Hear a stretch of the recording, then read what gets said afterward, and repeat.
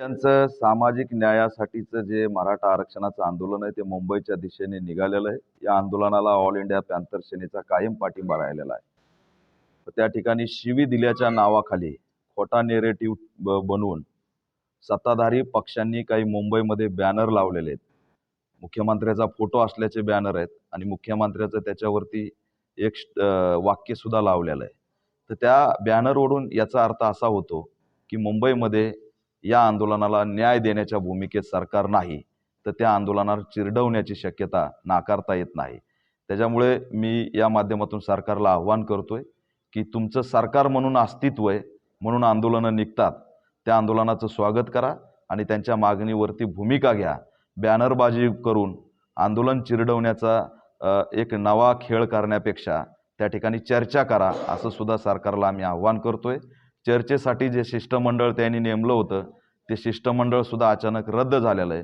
त्याच्यामुळे मुंबईमध्ये किंवा मुंबईच्या आसपास किंवा आंदोलनस्थळी या आंदोलकांसोबत दगाफटका करणार आहेत का, असा सुद्धा या ठिकाणाहून आम्ही प्रश्न विचारतोय.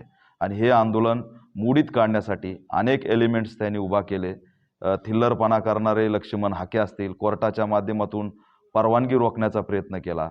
महिना 2-2 महिने तिथं आंदोलनं होत असताना मनोज जरांगेच्याच आंदोलनाला 1 दिवसाची परवानगी का?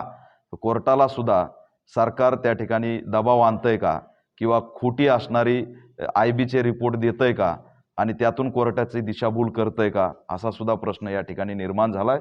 त्याच्यामुळे गावागावातील मराठा समाज या आंदोलनासाठी निघालेला आहे. सरकारने ते आंदोलन चिरडू नये, त्यांना व्यापक परमिशन द्यावी आणि वेगवेगळे लोक जे अंगावर घालून महाराष्ट्रामध्ये जो मीडिया ट्रायल करून सामाजिक सलोखा बिघडवण्याचा आणि दंगल सदृश्य परिस्थिती निर्माण करण्याचा जो प्रयत्न सुरू आहे तो तात्काळ थांबवावा.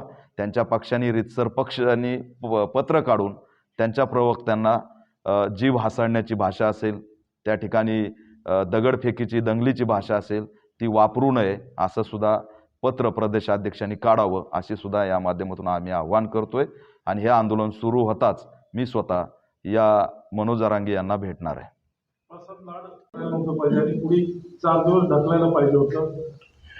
नाही, ते चुकीचं आहे. गणपतीचा, सणाचा आणि आंदोलनाचा काही संबंध नाहीये. आम्ही सगळ्या सोशल मीडियावरती बारकाईने लक्ष देऊन आहेत.